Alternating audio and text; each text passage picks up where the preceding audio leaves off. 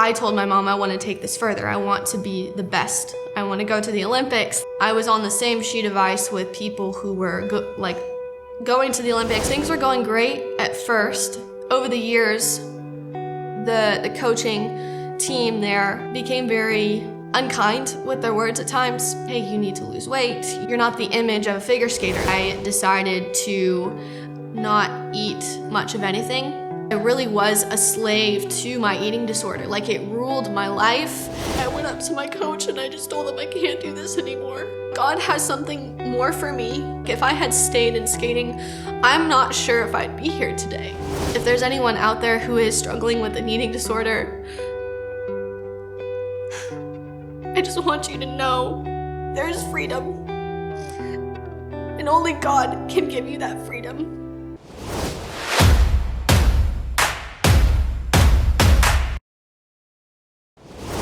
So I grew up in a Christian home. My mom and dad raised me to know who the Lord was and what Jesus had done for us. So at a young age, I can remember going to Sunday school and even vacation Bible school during the summers. And really, it was during a young age, going to those vacation Bible schools where I can remember just saying, Lord, I want you to be in my life. So it was probably when I was around 4, I wanted Jesus to be in my heart and to lead my life. So we continued to go to church, and eventually, unfortunately, there was something that took place within the church that we were going to, kind of caused division. And so my mom and dad, made the decision we were gonna try to find a different church to attend. And so that process of trying to find somewhere new to call home was a little bit difficult. They went to one place for a little bit, but then that church also had some division. And so it was from around when I was 4 or 5 to junior high where we were just kind of trying to find a home. And so during that time, we went to church a little bit less. My mom and dad had Bible studies at their home frequently, so I was getting, my school that I went to, they had golf tournaments during a fundraiser season for school. And so at the golf tournament, people could sign up to play golf, and then they'd have a dinner, and they would have baskets that you could raffle off. And so my dad, he ended up winning one of the baskets there, brought it home to me, and it was full of a bunch of amazing things, including a certificate to go ice skating. So at that time in my life, I had tried every sport that one could think of. I tried ballet, gymnastics, soccer. Nothing just really clicked for me. I preferred more of the individual sports like ballet and gymnastics, but it still wasn't quite the thing. And so I kept searching. When I got that certificate to try skating for the first time, I was really excited because it seemed cool. I'd watched the Ice Princess movie, and I was like, okay, this is going to be awesome. So we went skating, and I fell in love. I was holding on to the boards for dear life, but I fell in love with it. And so I told my mom, I want to do this. I want to take lessons. I want to learn everything there is to know about skating. I started taking lessons. There's, a beginner's program called Snowplow Sam. So I went through that. And at the same time, I was going to elementary school, and there was a friend in my class. Her and I were very different. I was growing up very outgoing and confident, and she was really shy and timid. And so I kind of befriended her, really enjoyed spending time with her. We lived in the same neighborhood, went to the same school, and so we became best friends really quickly. And so I asked her, hey, I love skating. I just started. You want to come and skate with me? You can try it too. So we took her skating, and she loved it as well. And so she started taking classes, and so then We're taking classes. We were in the same class together, in the same classroom at school together, same neighborhood, just getting a lot of time together. Her parents, I think, were frustrated because she was very, shy and timid, and that affected her learning in the class. And for me, I didn't really think too much about anything. I just, I had a desire to achieve something, so I went for it. And so very early on, I could sense that there was kind of this like frustration with their parents towards me and her. And so that was kind of something that had been, building in the background as we were skating together. Eventually, we finished the snowplow SAM classes, and I told my mom I want to take this further. I want to be the best. I want to go to the Olympics. At 7 years old, I was like, this is what I want. My mom found me a coach to take private lessons. And the friend of mine, her mom, found out that we were going to take privates. And so, they wanted to take privates as well. They ended up taking from the same coach. And things were going great at first. Over the years, the coaching team there became very unkind with their words at times towards me. I wasn't the most petite child. I wasn't, insanely overweight, but I wasn't the smallest kid. And so that was something that they were on me about, is like, hey, you need to lose weight. You're not the image of a figure skater. Like, if you want to be able to jump and be the best, you've got to lose weight. And so that was, being said to like a, 8 or 9 year old. And then that coaching team became very good friends with my friend's mom and dad. And so they'd go over to dinners, and very quickly it became kind of like cliquey, to where I was like, okay, I need to like earn their approval. And so it became more of a stressful environment early on than an enjoyable one. And then at the same time, I could see my friend, and she was progressing. She was becoming more confident, because as she was competing, she's getting better, and I was not to the same progress level as she was. And so it was almost like this like forced situation of competition that felt really unnecessary. And so anyway, my journey, kind of really started at this one moment. And that was when there was a day where my parents were away, and my friend, her and her family were planning to go on vacation, and so they were going to go to the mall, and my parents had dropped me off at their house after skating. And so we went to the mall together, and it was, all fine and dandy. We're just shopping and hanging out. And then we go into a Nordstrom, and they start looking at clothes for my friend to wear on that trip. And she and I were very different in size. That's something that, the confidence and the outgoing characteristics were a difference, but there was also that physical difference, which shouldn't matter, but it did in skating. So her mom, had her trying on these clothes, and I'm just kind of standing there waiting. And her mom had her try on this really pretty dress. And I was like, oh, that's so pretty. I love that. And keep in mind, this is all at a season of a child's life. Like, this is not, an adult's, this is a child.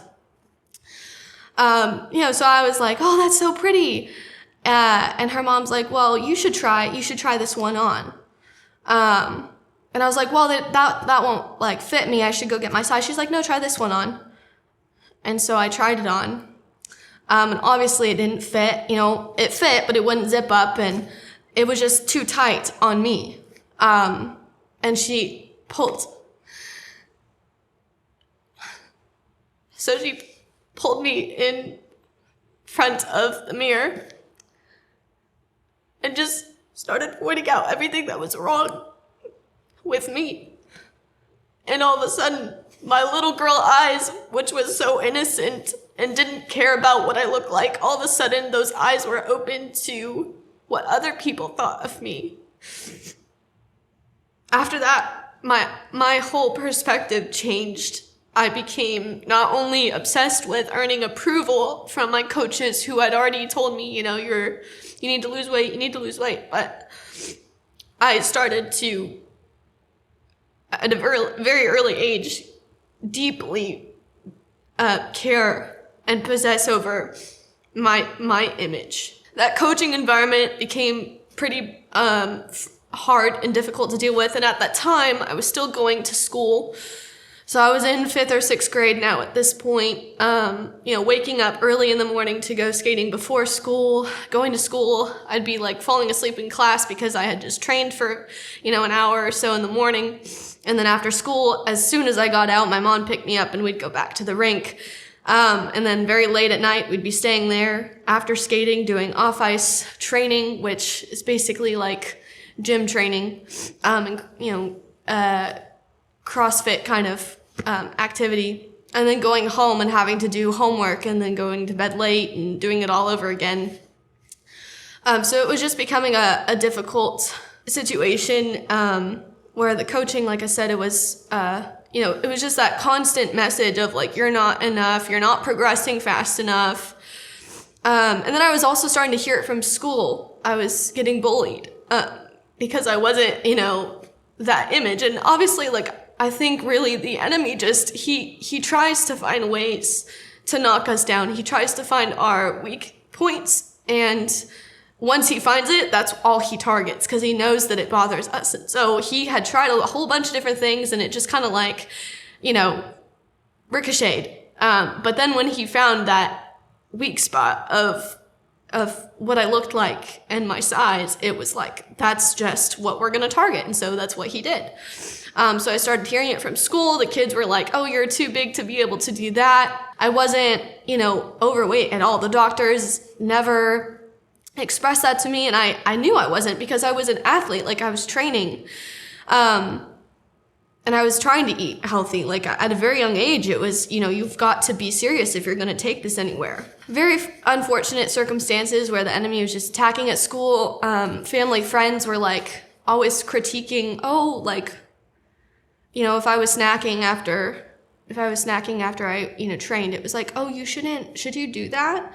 And it was just, it was a messaging that I was hearing from so many different avenues that, I finally told my mom. I was like, I feel like there needs to be a change in my coaching. I'm not moving forward. And I didn't really tell her about any of this. I didn't tell either of my parents about any of this just because it was hard to talk about and I didn't feel like I needed to. So finally, we changed coaching. And I moved over to a rink in Riverside, California. I'm originally from there. That's where I trained. And at Riverside, I thought this is going to be great for me. This is a better training environment. The coaching is elite. At that rink, there were some Olympians who trained there with the coaching team. And in skating, coaching is done, at least elite training is done in teams. So typically there's a team of 2 to 5 coaches who all work with the students on that team to get them to where they need to be. And then there's a head coach. And so when I moved over to this Riverside rink, I didn't work directly with the head coach, but I worked with some of the other coaches who worked with her. And unfortunately, that head coach was known for screaming, and she did weigh-ins with her team. And there at the rink, there was locker rooms, and that's where we had to put our skates on. And so, I was the new girl, and very quickly I could tell that I wasn't going to make friends. And that's something I learned in that season, is that skating, you don't make friends. You just get your job done and you go home. And if you want friends, get them elsewhere. In the locker room, there's a lot of talk and a lot of talk about the weigh-ins and, oh, I lost this amount of weight and, oh, I only ate this today. And there was one kid who his mom, I guess, was pretty strict on him, and they were talking about how he would be deserted at the rink all day long without food if he wasn't training properly. His mom would just leave with the lunch pail, and it was just it was a really tough environment. And same thing. I didn't really tell my mom about any of that messaging. So I progressed a little bit with the coaching I got there, but it was really, I would say, even more stressful because I didn't want to get yelled at if I got in anyone's way. Obviously, I didn't fit the image. Thankfully, they didn't do weigh-ins for me because I wasn't in that elite category yet. I was still kind of a juvenile, and so I was moving up in levels, but I wasn't quite to the junior and senior level. That is the highest category of skating. And so when you're in that level, the coaches take it, even more seriously because you're qualifying for international competition and the Olympics. That environment was really rough. I ended up homeschooling at that time. So then I didn't have to go early in the morning anymore. I could just designate all of my day to skating. At that rink is where I started to toy with the idea of forcing myself to not eat. I got tired of being kind of the outcast. I got tired of not being enough according to those standards. And so I on the weekends would try practicing starving myself because in my mind I knew, well, food is energy. I need energy to train, so I'll just not eat on the weekends. And I tried that, and it was really difficult for me to do. I would succeed one day, and then Sunday I couldn't do it. And so I kind of went back and forth. And because I was starving, a lot of times when your body is starved for too long a time, you end up reverting to the opposite end where as soon as you get food, you just eat it all. And so it was kind of this back and forth between eating nothing and eating too much. And so I was starting to develop bad habits with eating. And so from there kind of birthed my eating disorder. A few years later, training there, some of the coaching was not working for me, and this new coach had come in. She was from Thailand, and she had trained at that rink when she was younger. She was amazing, and I ended up changing coaching to work with her, and that was honestly the highlight of my skating career because she taught me to be passionate about skating again. She was gentle with her words. She was encouraging. Even to this day, I am still friends with her just because she was honestly someone that I would want to stay in connection with because I look up to her. Fortunately for her, she was marrying a guy in skating who was really famous in the Czech Republic. He's from there, and they were going to move to the Czech Republic. And so it was good for her, but bad for me because it meant that I would lose her. At that point, I was like, well, what do I do? Nothing's working. I don't know where else to turn as far as coaching goes. And she had a connection down in Irvine, which is the Orange County area. And that connection was something that was a tremendous blessing for me, but it also was a difficulty. So she recommended me to one of the top teams in America, I'd say even the world. And that was something that I think God used in my life, because there was a lot of good that came from it, but there was also some bad, and I learned a lot. But anyway, she recommended me to that team, and that environment was kind of a step up in the challenge ladder, just because it was an environment where you were training with all of the best. It was a brand new facility. All of the elite skaters were going there. On a day-to-day, I was on the same sheet of ice with people who were going to the Olympics or had already been in the Olympics. And so the pressure with being in that elite environment was amplified. The team that she wanted me to be a part of does things a little differently in that you have to really earn your place on the team. They have the most amazing techniques that have been developed for skating. And because of that, I knew I was going to succeed, but I had to really become very serious. Started skating at that rink. I was, in my trial run. They wanted to see if they were going to, really take me on the team. Very quickly, I recognized that I needed to find a way to be the hardest worker on the team and to be liked. I needed to earn approval, and right off the bat, they were talking about we need to lose some weight. We need you to tone down in order to be more. In order to jump higher, you need to be lighter, because it's 3 times your body weight when you're jumping and skating. I decided that I was going to really take it seriously. I was going to start really taking my eating disorder seriously.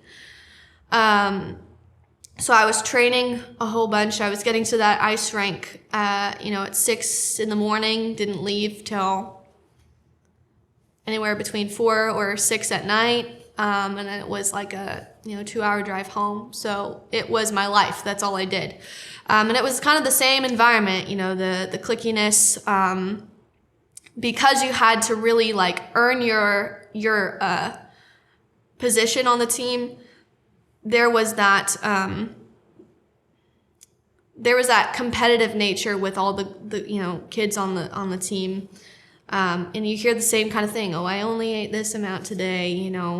Did you hear what the coach said to me? And I wanted to be liked. I wanted to be the favorite, and I wanted to go to the Olympics. That was my ultimate goal. And so, and also just kind of as a pause, in that time of my life, from skating with that first coaching team all the way up until my end of career, my family and I were really kind of floating, trying to find a place in church community. And so that kind of lacked. And then because of my skating schedule, it was just really difficult for us to really graft ourselves into a church home.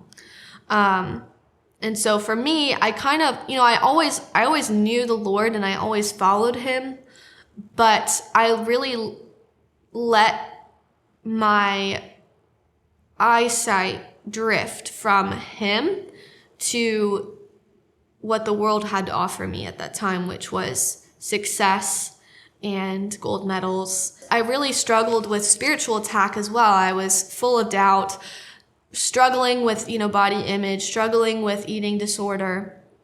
And so that kind of played a role, because I had not really been, I'd been praying to the Lord, but in the way that I prayed, it was all about what I could get from him. And I thought that if I didn't skate well, then I wasn't earning his approval, which is kind of a weird thought process. But I prayed Lord, help me to not get yelled at today. And then I'd get yelled at, and it was okay, what am I not doing to, earn God's approval in order for him to protect me from the yelling? And then especially when I moved to that Irvine rink, the culture of that team is very hard and rough, and they can be encouraging at moments, but then very discouraging in others. A lot of times it would be if you're not skating, you're trash, go take yourself out to the garbage where you belong. Or they'd mock us or make fun of us. And I know that to them it was a playful thing, but because of their tone, because of the harshness of that culture, it was really hard to receive that as a young, at the time, junior high schooler.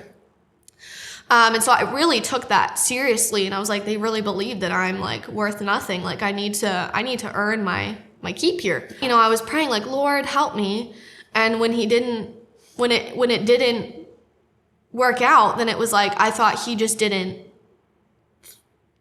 want to help me in that part of my life. I thought somehow, some way, I need to pray more. I need to read more. Like, I need to do something in order to earn God's approval for me to then not struggle in the skating environment. So I had a really false perspective of who God was. I was very legalistic. And the more that I got entangled in my eating disorder, the worse that my legalism got. At the rink in Irvine is where it got to the deepest low. As I mentioned, didn't have any friends, didn't trust anyone to, even become friends with them. COVID hit, and I was determined. I was like, I know what everyone's saying is that, the coaches were saying that they're afraid that COVID would mean their skaters would come back having gained weight because it's, we're not training all day. You're stuck at home. And so what are you going to do? Just like sit on the couch. And so, I was determined. I was like, I'm going to beat the odds. Like, I'm going to be different.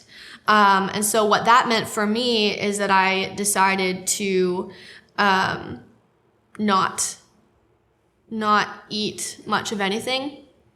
I had become vegan before that, but I took my veganism to all you're going to eat is like lettuce and vegetables and fruit, and that's it. So I didn't have any protein source. I wasn't eating any legumes, grains. I wasn't eating any grains. Like, everything was dangerous to me, and avocado was dangerous to me because of the calories. Like, I was just so afraid of even like olive oil. And it got to the point where I was possessive over the foods. I wouldn't order out. We'd go to dinner and I wouldn't order anything. I'd go home and just like after training for 4 or 5 hours, I would just have a smoothie that had just ice and water because I was afraid of milk. I just was afraid of everything. For me, it worked. I lost 50 plus pounds in 3 months. And that was really difficult because then I was praying to God to help me to keep losing weight. And so then I was entangling the Almighty God in my like sin. And I look back at that and that was really unfortunate. But thank God for his grace and his mercy. But yeah, I lost all the weight and COVID regulations lifted. We went back to the rink and they were like, whoa, what did you do? And so then I got all this positive attention from everyone at the rink and they were coming to me like, how can I lose weight like you? And I was like, I don't know what you're talking about. I was very oblivious. And at that point in my life, I didn't own the fact that I had an eating disorder. I just was like, I just don't like food. That's my problem. Like, I just don't like food. After a year or so, really not eating like anything, I was not feeling well. My skin, when you don't eat for a long time, your skin starts to form that like peach fuzz to help keep your body warm because you've lost all this weight. And so it's trying really hard to help your organs to continue functioning properly.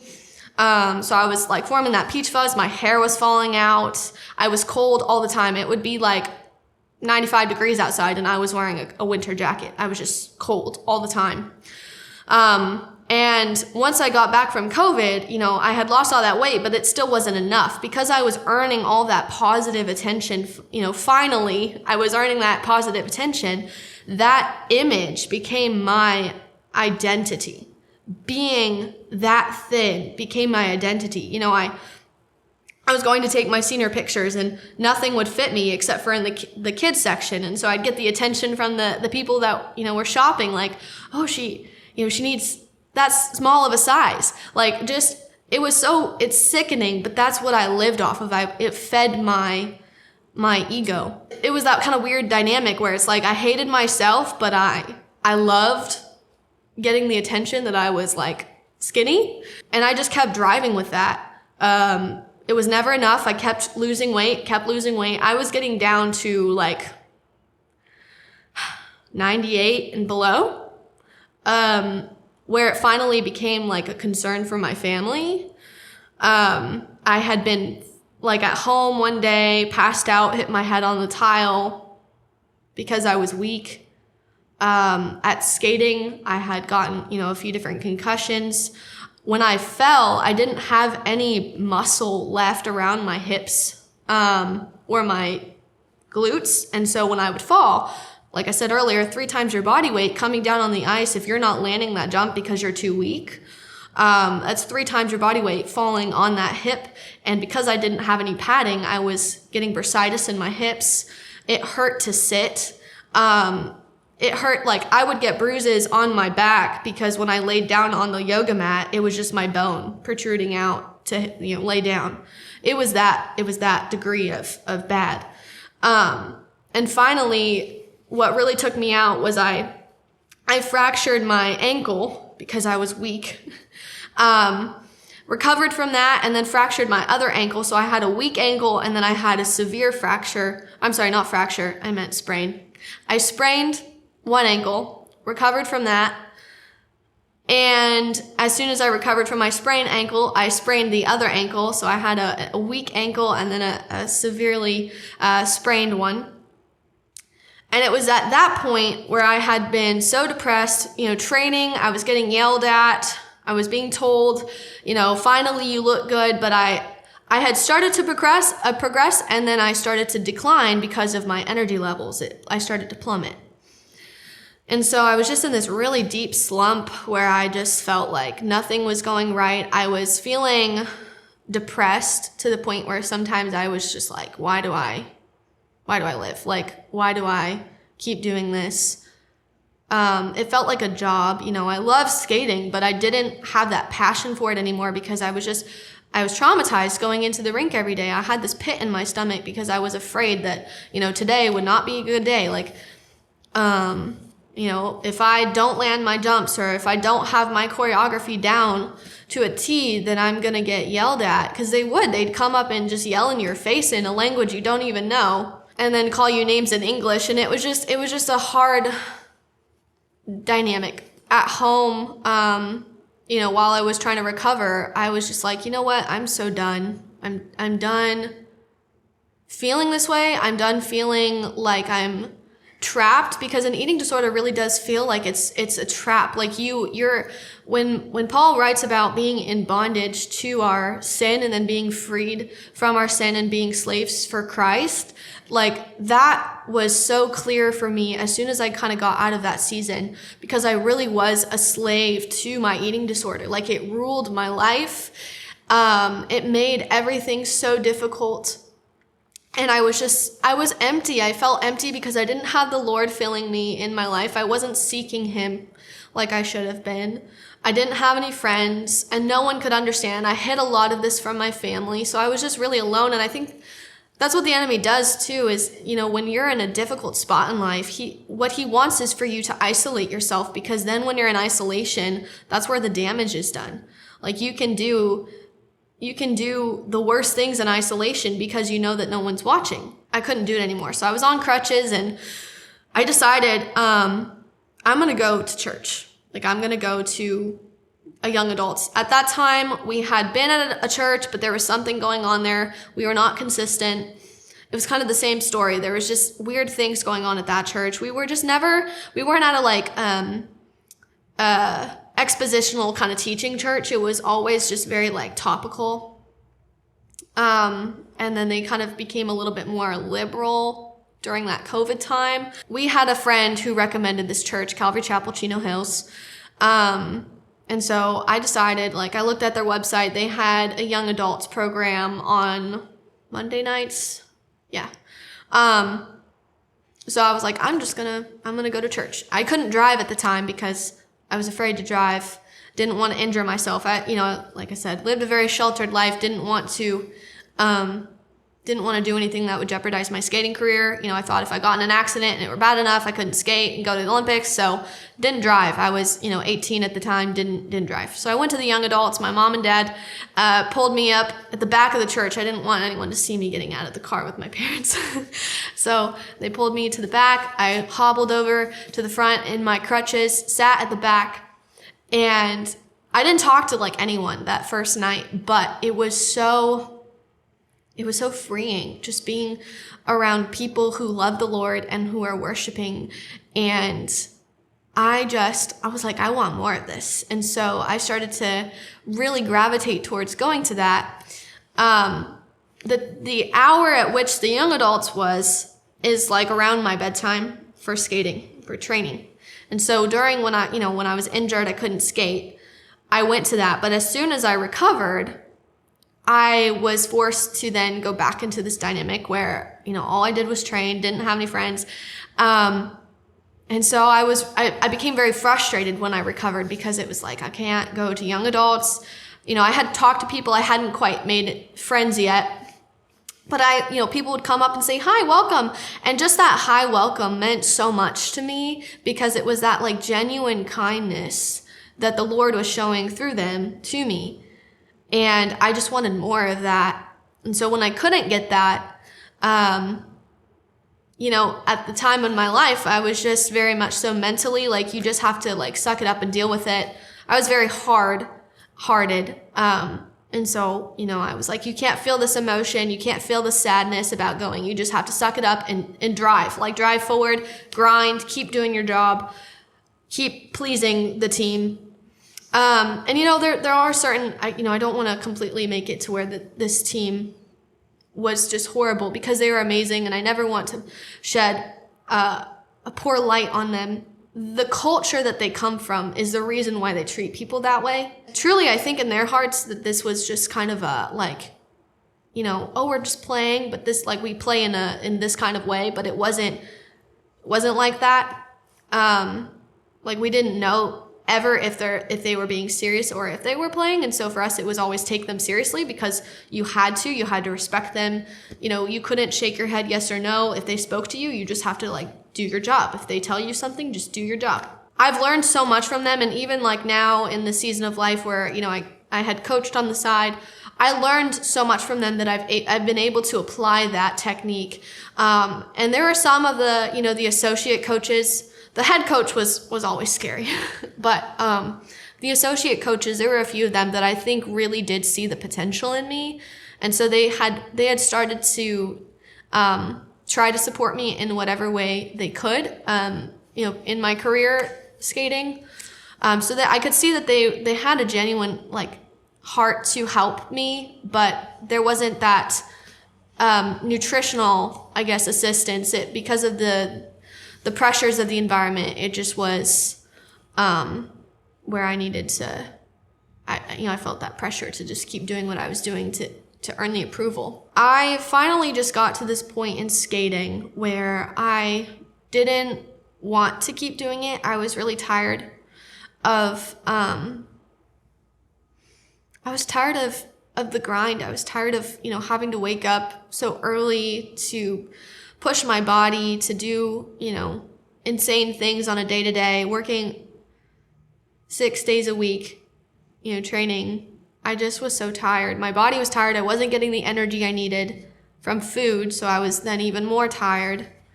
And so I was just empty, and I cried out to God, and I was just like, God, why is this my life right now? Like, why do I have to feel this way? Like, why am I never enough? I feel like I'm just never enough. And so I made the decision. I felt like he really prompted my heart to keep going to young adults and just kind of deal with the repercussions of having to wake up early the next day. So I prioritized, like, as soon as it's 9:00, I've got to get out of there, just go for the sermon, get that fellowship that I can in that time, and then, be responsible and get home to train. And so it was during that time where I met some friends that, they just were so kind. They grafted me into their friend group that, genuinely like loved each other, supported each other. They all had different walks of life, but that didn't seem to matter. Like, they just really, they loved the Lord together. And so I started, hanging out with them at church and sitting with them. And finally, they were like, do you want to, hang out with us? We're going, here this weekend. And I was like, oh man, I can't, like, I'm training. And it was always like I'm sorry, I can't, I have to train. That really started to frustrate me. And so I had to really make a decision. And so I had started to toy with the idea of leaving skating, but at the same time, it's all I had ever known. In my mind, since 7 years old, I had said I'm going to be, an Olympian. I'm going to, Milan 2026. I don't know. I think that's changed now because of COVID. That's, messed things up. But that was at the time the goal. And, I had gotten all this opportunity. My parents had poured out so much into my career. Getting the opportunity to travel abroad and train abroad, getting the opportunity to work with a top team in the world with Olympians on a day-to-day basis. Like, that's not something that everyone gets. And so I felt very grateful for that. And so it felt like a shame to just walk away, especially knowing that, skating can be a great career as a coach. It can be an amazing career. And I had everything lined up perfectly in order to step into that, but it just didn't feel like the right choice. And so I had been really tormented with that decision, feeling really anxious and still just struggling with eating. And so finally I sought counsel at church. At the time I told my parents how much I love Calvary Chapel, Chino Hills. And so we started going, and that's when consistency with church fellowship started to take place in our lives. And I think the Lord really used that force in our story to help direct my steps at that age. So I started seeking counsel at church, and I really felt like the counsel was going to truly help me, and I was grateful because it did. I met with someone there at the church, and they told me, I think you know what you need to do, but you're just too afraid to do it. And I kind of just, shoved it off. I didn't really want to make that decision, even though I did want to. I was truly afraid to do it. The next week I go to church, and I go up after service to receive prayer. And, I am praying with this person, and, they're like, I think you know what you need to do. You're just too afraid to do it. Like the exact same verbiage. And I was like, that's weird. Well, it's okay. I'll figure it out. I was asking for prayer in this area, but I didn't want to accept the answer. And so then the next week, it was young adults worship night. And the worship was going on, and I felt the stirring of the Holy Spirit in my heart to go up front. And so I walked up front, and there was this lady. I'd never seen her before, never spoken to her about my life story. I went up and I couldn't say a word. I just cried. All I did was cry. And she put her hand on my shoulder and she said, I think you know what you need to do. You're just too afraid to do it. And that was like, whoa, okay. 3 times the charm. Where, hearing the same thing 3 times, it just really woke me up. And I was like, okay. So I went home and I started, reading. I picked up my Bible, and I had been reading in Genesis. In Genesis 12, the Lord's telling Abraham to leave his home and to go to the place that God will show him. Genesis 12:1, the Lord had said to Abram, get out of your country, from your family, and from your father's house to a land that I will show you. And he spoke this word into my heart, and it meant to me, I need to leave my comfort, the place that I've always known, and I need to go to the place that he has for me. He has so much more than this life of just feeling empty. And, truly the environment was all of the world. I was working for all of the earthly things that weren't going to be stored up in heaven. They're all just going to become nothing when my days end. It's not going to mean anything. I was just like, okay, I need to do this. And so I went to my parents, and it was a really hard decision to make. And there was a lot of different feeling about it. I know that there was, probably a mixture of disappointment. But also I think they could see that I was struggling so much. I mean, truly, I was so unhealthy. I just couldn't, I mean, to stand up, I'd get lightheaded. Like, I was just in such a bad place physically that I don't think that I could have made it. Like, if I had stayed in skating, I'm not sure if I'd be here today, because I was determined. I had made it up in my mind that I am going to make myself in my image. And that's exactly what the Lord ended up kind of showing me later on in my life. That's exactly what Lucifer said when he, was before he fell.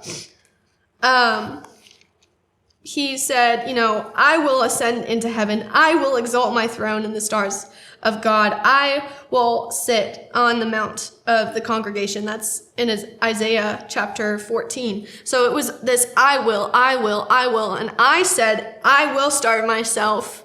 I will continue hating myself. And that was just my determination. I had made up my mind. And so I don't know if I'd be here today, to be honest. And so that decision was difficult, but I think it saved my life. After that decision had been discussed with my family, the next day I went to the rink, and I think that last day was probably one of my favorite days skating because I didn't care. The coaches could yell at me. I could be told like I'm not enough. I didn't care. I just did what I wanted to do on the ice. I did all my jumps. I did all my spins. And in my heart, I knew I was doing it probably for the last time. And that was hard because I loved it. But I was grateful. I was grateful to have a day where it was just like skating. It's what it's meant to be. It's meant to be a joyful thing for you to do. And God gave me that, I think, as a gift. It was like, you're obeying me, like I'm gonna bless you in that. And so I had a wonderful last day of skating. I went up to my coach and I just told him I can't do this anymore. And they tried to, talk me out of it, but I was determined. I'm like, I can't, this is not. And I told them I had grown this confidence. I mean, I was still really afraid of them, but I grew this confidence to tell them that it was God. And I told them God has something more for me, and I just can't, I can't do this anymore. And so I ended up writing them all letters, and I tried to share the gospel in it, and I sent it to them, and I left. I was like, okay, bye. Because I was, I was afraid of how they'd take it, but I just wanted them to know, this is why. I left and I felt free. I got in the car with my mom and I was like, what do I get to do today? I have this whole day to myself. I can do whatever I want now. I'm free to go and serve the Lord. I'm free. And so then it was this journey. It was like, okay, Mackenzie, you've made the right decision. You're taking that step forward in faith, but now we have to work on all of this mental damage, all of the strongholds because I was still at the time, when I made that decision, I was still starving myself. I was still, barely eating anything. And leaving skating, I knew that, I knew in the back of my mind that the Lord was going to fix me, but I didn't want him to, because I still was so attached to my image. And so that honestly was probably the hardest part of my journey. And it still, can play an effect in my day to day, as well. Cause I think the enemy always tries to come, he circles back around. I started to do a, discipleship kind of program, through the Calvary Chapel Chino Hills. And it was a one-on-one meeting. And basically they choose a book that they think is going to apply to your season of life, and you study it with them for, I think it was 10 weeks or something. So I did that. And the first lesson that God started teaching me was grace, because I had become legalistic.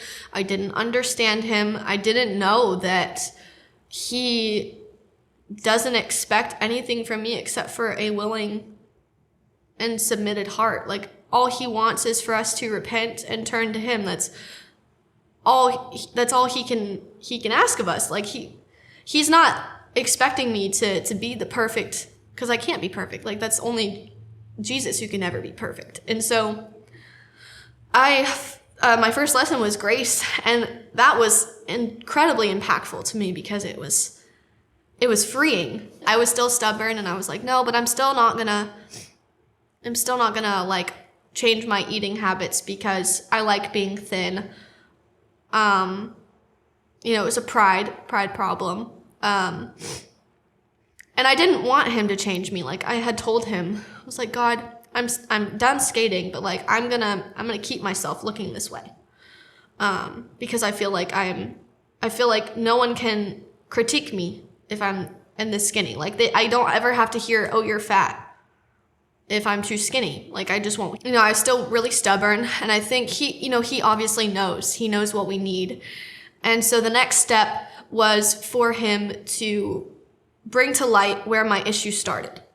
So for a long time, I had not remembered the whole dressing room situation where I had to, try on the dress, and all the things, my flaws were pointed out. I had kind of locked that memory away.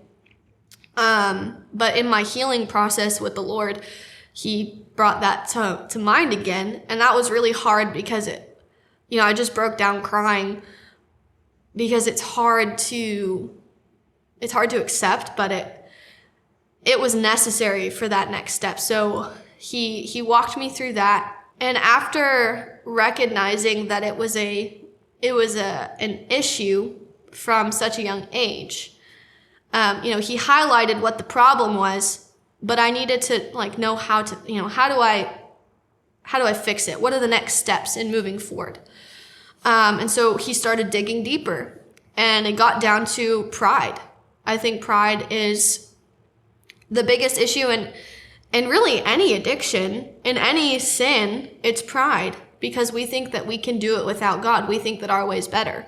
And really it was pride that made Lucifer fall. So he's the father of lies. And so I think we, in our sinful nature, always lean towards pride. An eating disorder is truly, it's an addiction. I was addicted to starving myself. I was addicted to weighing myself to make sure I hadn't gained any weight. And that was pride, because I wanted to make myself perfect. The Lord really showed me Israel, and their pride of during the season where they're in the wilderness, how they kept looking back to Egypt as being so much better than it really was, and how they were just prideful. They didn't want to surrender and do it God's way. And because of that, they ended up wandering for longer than they needed to. But he showed me that dynamic of, you're being Israel looking back to the promised land, or I'm looking back to Egypt. And you're thinking that Egypt being my image, being thin and all of the things that I had attained physically, I'm thinking that is so much better than the promised land. And I'm not being willing to turn my eyes towards the upward call of Christ. I just want to keep my eyes back on Egypt, fixating on what I think it has to offer, when really all that my, thin image had to offer me was emptiness. I was starving. I was spiritually empty. And so he just used all these different parts of scripture to really address the issue. And then finally he used my husband to really help me, because I'd still been struggling with eating, and I always thought no one's gonna love me.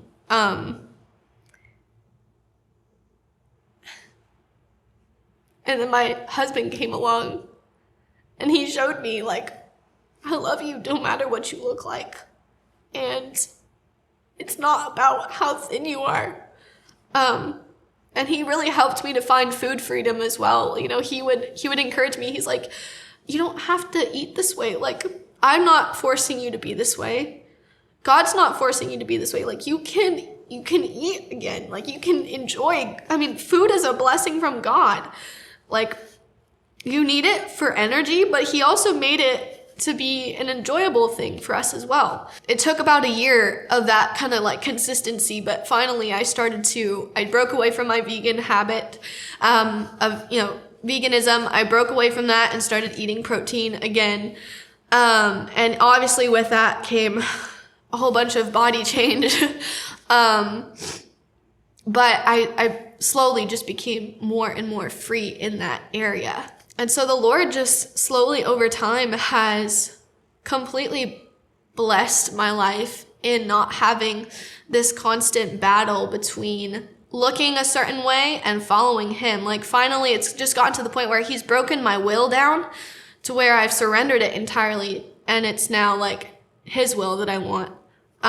And so even now, as the enemy circles back to try to attack me in body image, I mean, it's always, I think, going to be something that flares up my flesh, because it brings up pain. It brings up so many things from my childhood that hurt to address.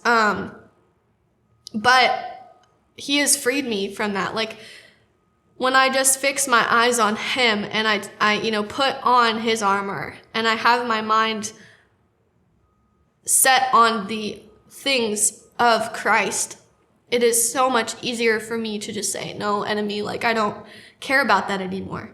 Because truly it's not about our outward image. It's about serving God with all that we are, because ultimately we are a spirit that has a body. This body is going to decay. It's not going with us in heaven. It's not going with us in eternity. We're going to have a new, obviously renewed body, but it's not something that needs to be glorified. It's Christ that needs to be glorified in us. Long story short, there's been so much freedom from an eating disorder, and I think it's not nearly talked about enough. I really struggled to find the support I needed for a while, and the Lord, he's just so good and faithful to bring what I needed and when I needed it. If there's anyone out there who is struggling with an eating disorder, I just want you to know that there's freedom, and only God can give you that freedom. There's nothing that we can do to make ourselves perfect, no matter how hard we try. And this world tries to tell us that we need to look a certain way. This world tries to tell us that we need to have the perfect appearance and we need to be the perfect size, but it's not true.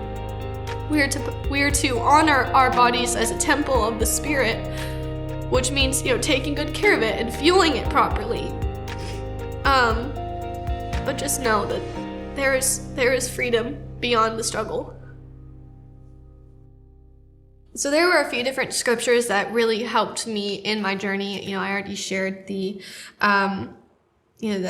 Isaiah 14, talking about, pride. And the other one that really helped me a lot was Isaiah 41, verse 13. There's so many portions of scripture where God just encourages us to remember that he's with us. When we're overcoming any trial, when we're overcoming any temptation, he always provides a way out, and he's always there. And so when I was walking through trying to overcome my tendencies, my fleshly tendencies, Isaiah 41:13 says, "For I, the Lord your God, will hold your right hand, saying to you, fear not, I will help you." So just knowing that we don't have to do it on our own, because for a while, I tried to change myself. I knew it was a problem and I wanted to change myself. I wanted to fix it. But no matter how hard we try to fix ourselves, we can't. It has to be God. We have to invite him into our lives to do the work. This other one is kind of different. Obviously, this is going to be applicable to a certain time frame in history and Paul sharing, what was going on in that era. But for me, God just really showed me that this is something that I can take to heart as a way to remember what is right and what is wrong.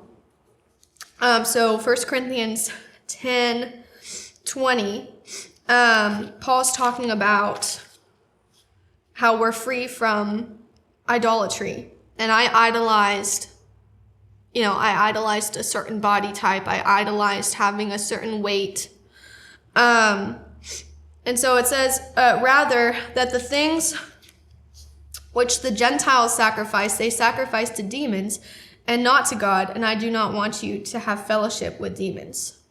And that I thought was when I first read it, I just kind of read it over like, okay, that's applicable to what he's talking about in this time frame. But the Lord showed me, like, when I choose not to eat, when I choose to starve myself, that action is being laid down as a sacrifice to the enemy. I am allowing for him to have his way in my life rather than God's. And so, when I sacrifice by not eating, I'm not sacrificing to God. That's not an honorable action to God. I'm allowing for my flesh to take charge. And therefore that action is an offering to the enemy. And so just that, I think, really kind of put me in check. I was like, oh, well, I don't want to do that. So I need to be intentional about honoring the Lord in the way that I take care of my body. The other one is Galatians 1. Do I seek to please men? For if I still pleased men, I would not be a bondservant of Christ. That simply put was just like it was a heart jab, because it was like, oh man, God, I've been doing this for so long. I've just been a people pleaser. Like, I just wanted to please everyone by looking the way they wanted me to, and performing to the level they wanted me to. And I can't serve two masters. I can't please them and I can't please God at the same time. I have to choose to please God. And then the last one, which is actually my favorite, the Lord used this in my life just a few months ago when I was struggling with another attack in this area of my life. The Lord, I was just like, Lord, why? Again, like, I thought that we were done with this. And he is so faithful. I was just like, I need a word from you, because I'm just feeling like the enemy just keeps attacking, and I'm trying to put up my guard, but I'm really struggling. And so he showed me Philippians 3:13, which I love, and it's now my favorite scripture ever. It starts out by saying, brethren, I do not count myself to have apprehended, meaning I don't understand all these things and why they're happening and how the Lord's using them. I don't understand it all. I don't claim to apprehend. But one thing I do, I forget the things which are behind and reach forward towards the things which are ahead. I press toward the goal for the prize of the upward call of God in Christ Jesus. So really that whole concept of forgetting the things which are behind and reaching forward. A lot of times, now being on the other side of things in my life, a lot of times the enemy's like, oh, you made a bad decision. You should have stayed in skating. You shouldn't have left that. Like, now you're not going to be, now your life's not going to be as cool, or, you won't have achieved as much if you had stayed. And even like, the lie of, you're never going to look as good as you did, or you're never going to, that was your peak in life and now you're just on a downward spiral. Like, no, that's not true. And the Lord showed me that. He said, no, you need to fix your eyes forward, press forward towards the upward call of Christ. Don't meditate on the things behind, like Israel meditated on, the vegetables and meat that we had in Egypt. No, we need to focus on the forward, upward call of Christ. So those are some of the scriptures that really aided me in overcoming my eating disorder. I think that's my biggest mission in life, because since overcoming, the enemy's obviously tempted me, but he's also but the Lord's also shown me people who are being tempted in the moment, they're in the midst of it. And it's always heart-wrenching, because it's man, that used to be me, that. It's heartbreaking, but that's kind of the people group. I feel like the Lord always gives us a people group that we have a heart for. Yeah. And that's my people group. I love to be able to encourage people with my story. Because it is it's different, I guess, in the sense that it's not the average addiction. I don't hear of eating disorders as much as I hear of, alcoholism or drugs or whatever, but it's really no different. It's just, it's a different substance, same form. And so for people who are in the midst of it, I really do want to be able to come alongside them and help them, and to let them know that their current trial, it's a lot of pressure, but the Lord has a way for them that is so much better. And they're going to become stronger because of it. And so, yeah, I love to be able to speak into that in particular. With, our stories are given by God for a reason. Nothing that we go through is void. He's always going to use it. And I think having a story, whether it be, an eating disorder, or you came from an abusive home, or you went through divorce, or whatever it is that you've gone through, God's going to use that in a life that, they're in the midst of it and need the help. So